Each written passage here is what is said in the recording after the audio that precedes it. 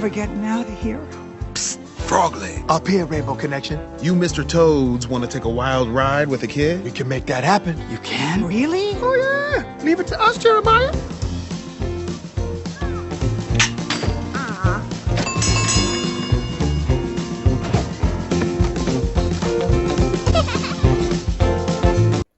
Kyla with Comfortably Kyla's weekly video. This week we're coming at you with a Toy Story inspired dish.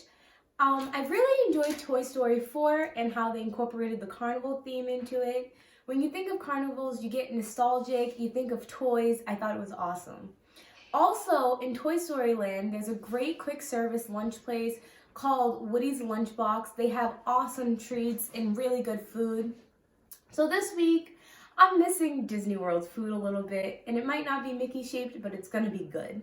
So we're gonna come to you with their featured dish, which is going to be a country chicken slider. And of course, I'll have 2 additional videos this week, which will supply what I think would go great as sides to this dish. Those dishes will be chili cheese fries and also a really fun float that I think really incorporates the spirit of Disney. So let's get to it. So to begin, we are going to make our own buttermilk. I am choosing to make my own buttermilk because I don't typically use buttermilk in a lot of recipes. So rather than buy a large thing of buttermilk, there were no small options. I'm just gonna take 14 ounces of whole milk and dump this into a bowl. I'm going to dump the whole thing. I am now going to take out 2 pre-measured tablespoons of white vinegar and add it to my milk. I also have in a big Ziploc bag 2 cups already pre-measured out, 1 cup of cornstarch and 1 cup of flour. In this bag, got some smoke going on. In this bag, I am going to eyeball and add some paprika. Paprika is great because it's going to give your chicken that nice, beautiful golden brown color. I'm gonna add some Lawery seasoning salt. Some people choose to just use salt and pepper, which is fine, but I choose to season with Lawery seasoning salt.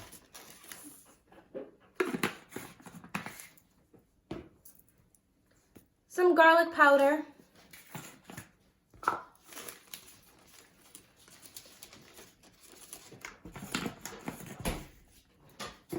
And finally, I'm going to add some onion powder.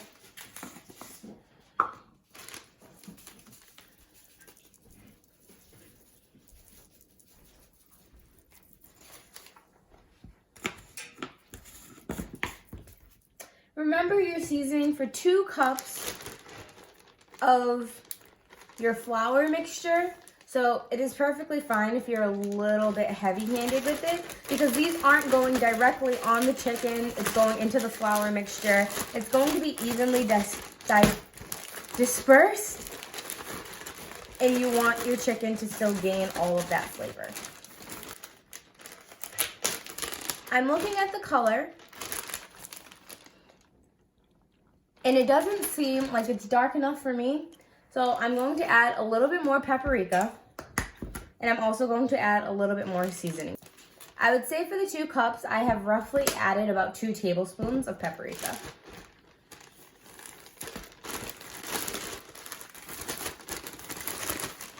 Yes, this color is looking more like what I am looking for. But you can just see a little bit more red specks in there. And as I said, I'm going to add a little bit more Lawery seasoning salt. As I am doing this, I already have my oil preheating on the stove at a low to medium heat. That way it is heating, but it does not get overly hot.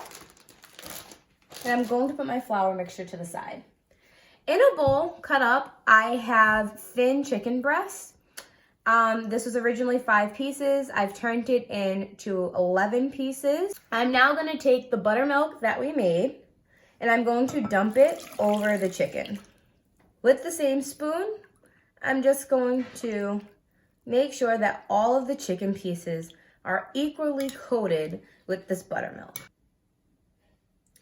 So I typically keep a stick of butter out so it's always at room temperature. And I'm going to take the slider buns and I'm going to open them, butter them, and toast them in a pan in preparation for the chicken. I'm now going to take this and repeat with the other 10. So this is the finished result of after buttering and grilling the bread. The bread being grilled adds a nice little crisp to the bread. And this is great because we're gonna be making a sauce and you do not want your bread to get soggy. Our sauce, which is literally just gonna be mayonnaise and hot sauce. I know some people enjoy using Crystal's hot sauce. We are a red Frank's Red. I don't know if it's Red Frank's or Frank's Red. Frank's Red hot sauce type of family. And this you can make to your leisure. If you have kids or you are not really a spicy person, you can always add ketchup and mayonnaise rather than hot sauce.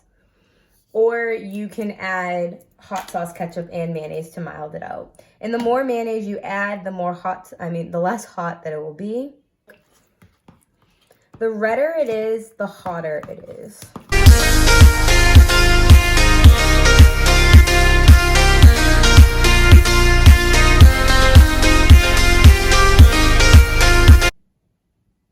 So I just grabbed the powder. I'm just gonna add a little goes a very long way. And mix that in as well.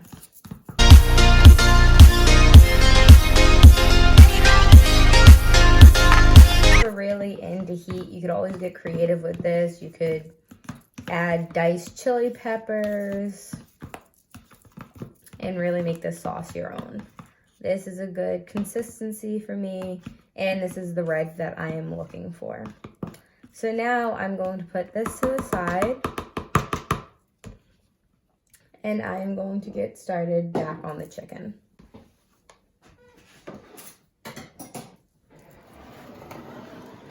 So the chicken has now been in the buttermilk, I would say, for about maybe 10 to 15 minutes with me grilling the bread and working on the sauce.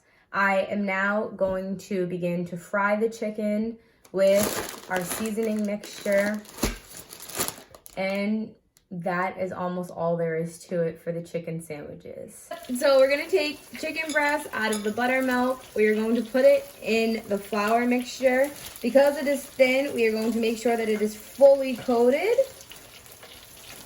And then we are going to re-dip it into the buttermilk mixture and fully coat it again. And then put it into the hot oil. You want to have something right next to you that you can put the chicken on once it is done frying.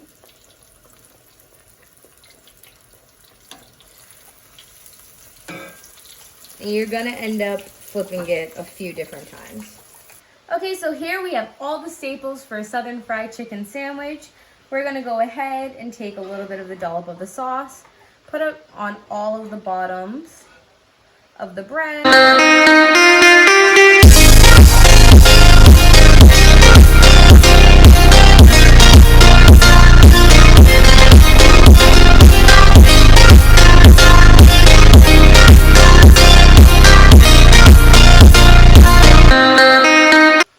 Back of the spoon, spread it around.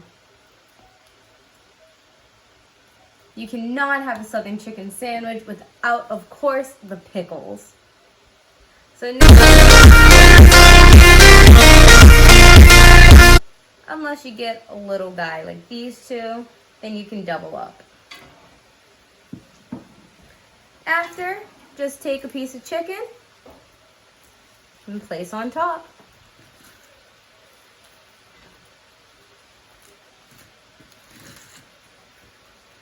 In here, you have a delicious, crispy chicken fried country sandwich.